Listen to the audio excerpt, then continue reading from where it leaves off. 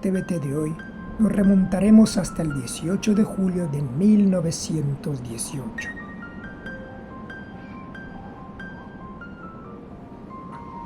Nos encontramos en Sudáfrica, en la localidad de Mvezo. En este día, una pareja del clan Madiba ve nacer a un niño que pasaría a la historia por luchar por la igualdad, la paz y la democracia en su país. Este niño creció en un entorno rural muy ligado a las tradiciones de su pueblo. Perdió a su padre, que había sido el jefe de su tribu, a los 9 años. Por eso, su madre le llevó al palacio del rey de la aldea y en memoria de su padre, éste decidió criarlo. Creció escuchando historias de sus antepasados durante las guerras de resistencia y esto le ayudó a florecer en su interior el deseo de luchar por los derechos de los suyos. A los 16 años fue enviado a realizar sus estudios secundarios con el objetivo de convertirse en el consejero privado para la Casa Real Tembu. Y al finalizar, fue admitido en la única universidad que aceptaba negros. Sin embargo, fue expulsado por protestar a la administración como representante de los alumnos por causa de la calidad de la comida. Al retornar al palacio, se enteró de que el rey estaba enfadado con él y le había arreglado un matrimonio. Por eso, decidió irse a Johannesburgo en el año 1941, lo que sería clave para su futuro y el de su país.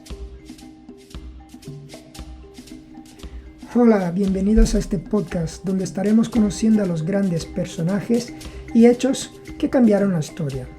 A estas alturas supongo que todos ya sabéis de qué personaje histórico estamos hablando hoy, ¿verdad? Nelson Mandela. Estando ahora en Johannesburgo, Mandela conoció a Walter Sisulu, que le ayudó a encontrar trabajo y también una universidad donde terminar sus estudios, que logró concluir en el 1943. En el 44, Madiba, que era como le llamaban en su círculo, se unió al Congreso Nacional Africano, el ANC, un partido que luchaba por los derechos de los negros y ayudó a crear la Liga de la Juventud, que también luchaba por esos mismos ideales. Poco tiempo después, se instauraría en el país un sistema de segregación racial que consistía en la creación de lugares separados para diferentes grupos raciales. Sí, estamos hablando del apartheid. Nuestra política lleva un nombre afrikaans, apartheid. Y me temo que ha sido malinterpretada tan a menudo que igual sería más sencillo y oportuno describirla como una política de buena vecindad. Creo que todos ya hemos escuchado más o menos sobre el apartheid, pero se trataba de un régimen, un sistema de segregación racial institucionalizada, de supremacía política, social, económica de la minoría blanca. Y esto pasó en Sudáfrica y Namibia desde 1948 hasta 94, aunque el problema en realidad ya venía desde mucho antes. Pero en 48, con el triunfo nacionalista, se emitieron leyes para segregar oficialmente a cada individuo de acuerdo con su raza, estableciendo un registro nacional obligatorio bajo el control del gobierno. Los negros no podían ocupar posiciones en el gobierno, no podían votar, no podían tener negocios en la área de los blancos. El transporte público era completamente segregado. No podían ni siquiera entrar en zonas asignadas a la población blanca. Los edificios públicos tenían entradas separadas para gente que no fuese blanca y para gente que fuese blanca. Incluso los hospitales, todo lo que era para los no blancos estaba súper mal equipado, no tenía agua, no tenía electricidad. Entonces, como respuesta pacífica, la ANC comenzó a tomar medidas en contra de este sistema. Mandela, sin dudas, nació para cambiar el mundo y fue un símbolo de la resistencia de la población negra de la época. Por ejemplo, abrió un despacho de abogados en Johannesburgo que se convirtió en el primer bufete de abogados de negros en Sudáfrica. Y en el 55 volvió a aparecer en escena promoviendo una carta de libertad en la que pedía que se acabara con aquella segregación racial. Pero en los años siguientes el régimen del apartheid tomó medidas más severas aún contra la población negra. Por ejemplo, una de ellas es que enviaron y concentraron a los negros en territorios marginales a fin de limpiar los centros solamente para los blancos. Pero Mandela y los suyos no se quedaron quietos, que va, sino que salieron a manifestarse y acabaron detenidos. Aunque en el 61 todos ellos fueron absueltos, la situación no había mejorado. Por ejemplo, un año antes, durante unas protestas, la policía había cargado contra un grupo de manifestantes y mataron a 69 personas. También en esa época el ANC fue declarado ilegal. Esta era una situación muy dura. Ver cómo reprimen a los tuyos y sentirse completamente impotente. Esto fue lo que sintió Mandela. Entonces, en 62, él decidió irse de Sudáfrica y intentó ganar apoyo para su causa. Fue entrenado en Marruecos y en Etiopía militarmente y también organizó un movimiento de sabotaje contra el Estado opresor. Pero cuando regresó a Sudáfrica, le detuvieron acusándole de haber dejado el país sin permiso. Y aquí comenzó un periodo de prisión para Mandela. Fue juzgado, declarado culpable y sentenciado a 5 años de cárcel en la prisión de Pretoria. En el 63 le llevaron a la prisión de la isla de Robben Island, pero por si fuera poco, en el 63, el 9 de octubre, se enfrentó a otro juicio, acusado esta vez de sabotaje, por lo que la pena podría ser mucho más severa, ya que podía ser condenado incluso a la muerte. Fue en esa época que dio el famoso discurso que pasó a la historia. The lack of human dignity experienced by Africans is the direct result of the policy of white supremacy. White supremacy implies black inferiority. Legislation designed to preserve white supremacy entrenches this notion. I have dedicated my life to this struggle of the African people. I have fought against white domination, and I have fought against black domination. I have cherished the idea of a democratic and free society in which all persons will live together in harmony and with equal opportunities.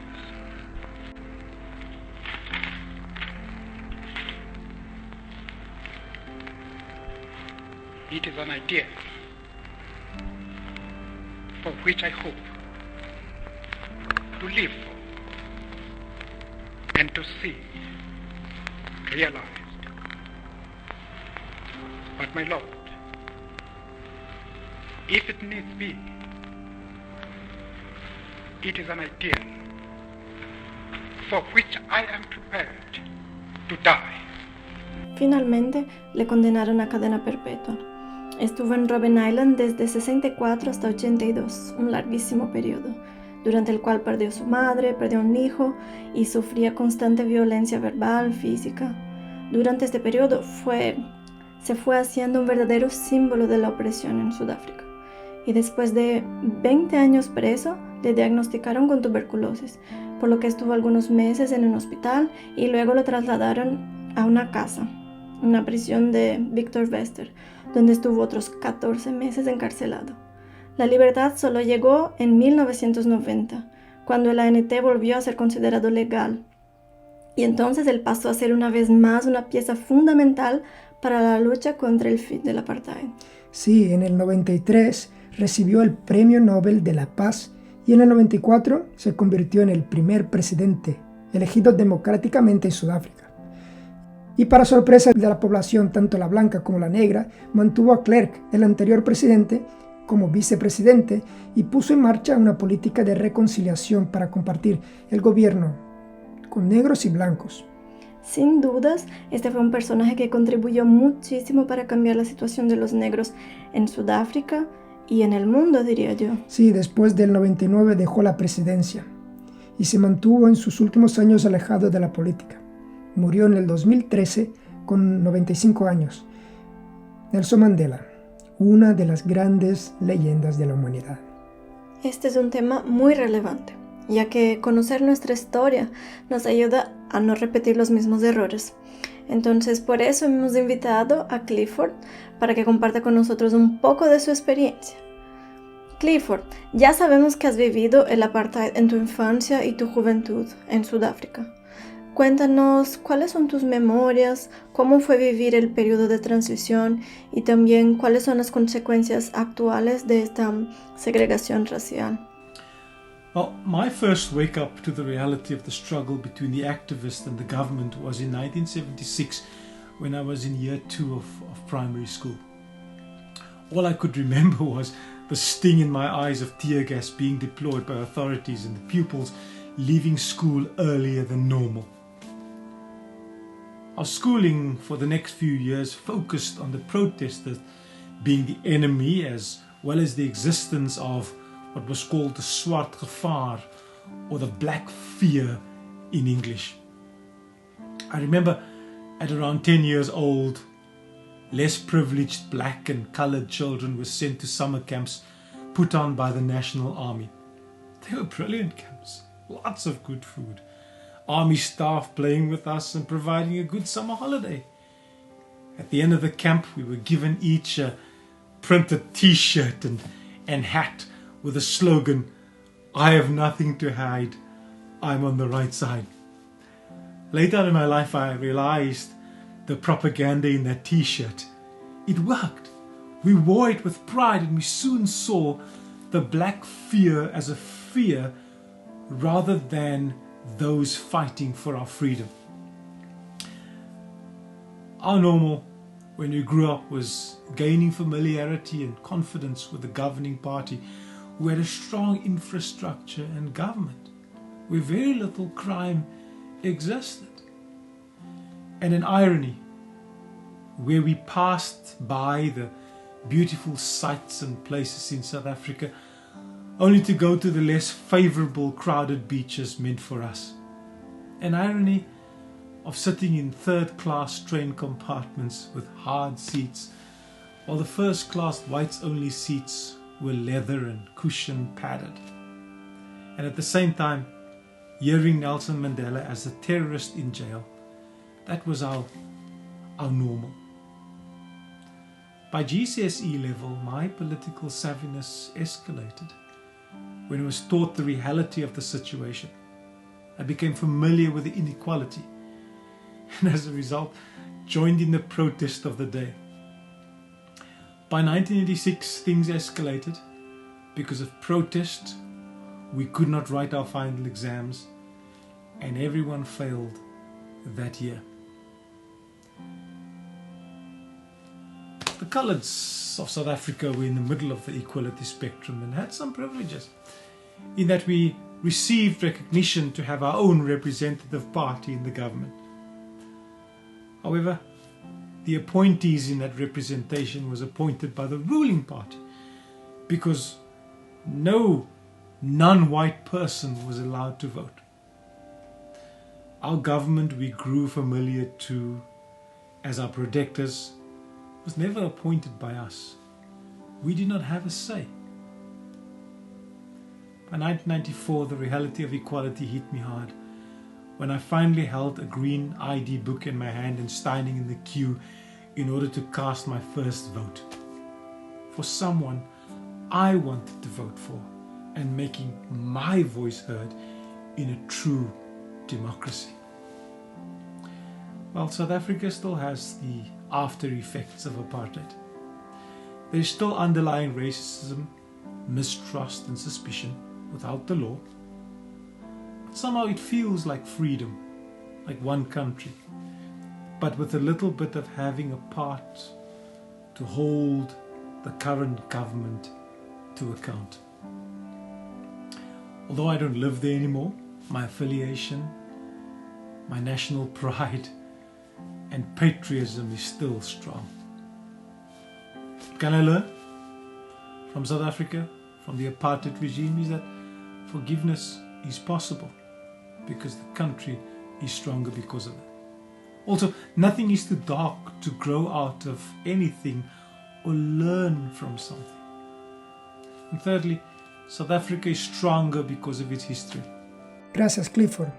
Sin dudas este es un tema muy relevante. Pero, ¿será que el racismo es hoy en día algo vigente? ¿Sigue estando vivo en nuestras sociedades?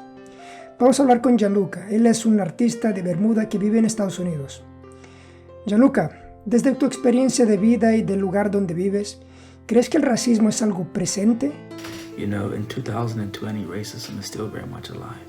Thankfully, it's nowhere compared to how it was before. But you know, I've experienced and felt racism both in the United States and when I was living in Spain. Now, the racism in Spain is definitely more based on ignorance. They don't interact with black people that much, or they only see what they see on TV, or it's Africans that come across the border. So based on their lack of personal interaction, they have these ignorant concepts towards them, which allows the racism to live. Whereas in the United States, there is that frequent interaction, but the racism is less ignorance and it's more emotional. There's no logic to it. Because you're a certain color, they believe you're inferior. And that's kind of where it stops. But it's getting better, and you know, it's taking time, but it definitely still exists. ¿Cómo crees que deberíamos enfrentar en pleno 2020 este problema? So yeah, I believe overall it's important to still talk about it. I think it's an issue that still needs to be addressed. I believe it's going to get better. And, you know, a lot of it's education. A lot of racism is built on ignorance. So it's education, helping people understand and having the conversation. I think the more people talk about it, the more questions can be asked, the more it can be looked at from, you know, an objective place rather than subjective. I think racism lives on subjectivity. People's opinions and thoughts and concepts without any conversation, and there's no real progress. But when we talk about it, when we are able to address the specific issues and speak with those people who don't even know they're racist sometimes, you know? And it goes both ways, because the racism is bilateral. So I definitely think coming together, having the conversation, and just getting to know each other better is definitely a step in the right direction. Como hemos visto, a pesar del hecho de que el apartheid ha terminado legalmente, los restos sociales todavía están presentes hoy. Y esto no es un problema exclusivo en Sudáfrica, sino en todo el mundo. En Brasil, por ejemplo, donde el trabajo esclavo fue la base de la economía durante más de 300 años, a pesar de que fue abolido hace más de un siglo, todavía vemos claras consecuencias sociales, como la realidad de que los negros son los que más sufren violencia, los que están menos protegidos y respaldados por el Estado. O, por ejemplo, algo muy actual en Estados Unidos, porque ahora la población negra se está viendo desproporcionadamente afectada por el coronavirus. Entonces, ¿por qué estas y otras diferencias? Reconocer esta realidad nos invita a continuar abordando estos y otros temas que son relevantes en la actualidad. Esto es todo por hoy. Gracias, Gianluca, gracias, Clifford, gracias, Carol. Espero que te haya gustado este podcast, y si te ha gustado, por favor, suscríbete, y nos volveremos a ver todos los jueves pares para conocer más sobre otros personajes y hechos que impactaron nuestra sociedad.